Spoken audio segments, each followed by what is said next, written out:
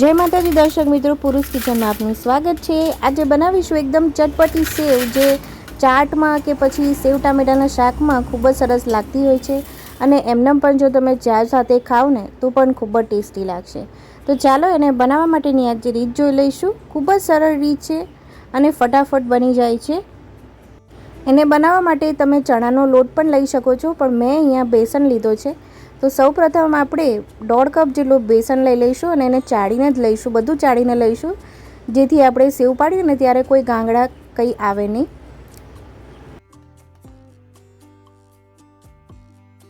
1/4 cup મેં અહીંયા ચોખાનો લોટ લીધો છે અને એને પણ આપણે ચાળી લઈશું। આ ઓપ્શનલ છે, જો તમારે લેવો હોય તો જ લઈ લેજો।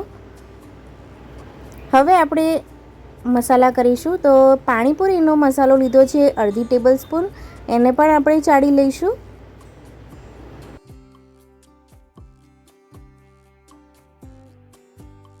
અડધી ટેબલ સ્પૂન આમચૂર પાવડર લીધો છે। આમચૂર પાવડરમાં ગાંઠા જલ્દી બની જતા હોય છે, એટલે એને ચાળીને જ લેવો। અડધી ટેબલ સ્પૂન જેટલું મેં અહીંયા મરી લીધું છે। અડધી ટેબલ સ્પૂન જેટલું લાલ મરચું લઈશું। 5 ચમચી હિંગ લઈશું અને અહીંયા અડધો કપ મને પાણીની જરૂર પડશે, તો 1/4 કપ અત્યારે લઈ લઉં છું। સ્વાદ મુજબ મીઠું એડ કરી દઈશું। હવે મીઠું થોડું સાચવીને નાખવું, કારણ કે આપણે પાણીપુરીનો મસાલો નાખ્યો છે એમાં ઓલરેડી થોડું મીઠું હોય જ છે। તમે પાણીપુરીના મસાલાની જગ્યાએ ચાટ મસાલો પણ એડ કરી શકો છો। હવે આપણે પાણીથી લોટ બાંધી લેવાનો છે। ધીમે ધીમે એડ કરતું જવાનું અને લોટ બાંધતો જવાનો। ટોટલ મને અહીંયા અડધો કપ પાણીની જરૂર પડી છે।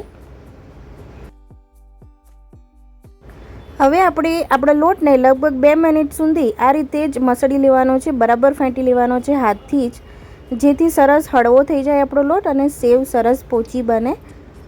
અહીંયા મેં સોડાનો ઉપયોગ નથી કર્યો છે, તમે સોડાનો ઉપયોગ કરો તો વધારે પોચી બનતી હોય છે, પણ સોડાનો ઉપયોગ વગર આપણે આ રીતે લોટને ફેંટીશું તો ને તો સરસ બનશે। તો જાડી મેં અહીંયા તમે જોઈ શકો છો કે બહુ પાતળી પણ નહીં અને બહુ જાડી પણ નહીં, જે વચ્ચેવાળી આવે છે એ જ જાડી લીધી છે અને બધો લોટ આપણે આ રીતે ભરી લઈશું।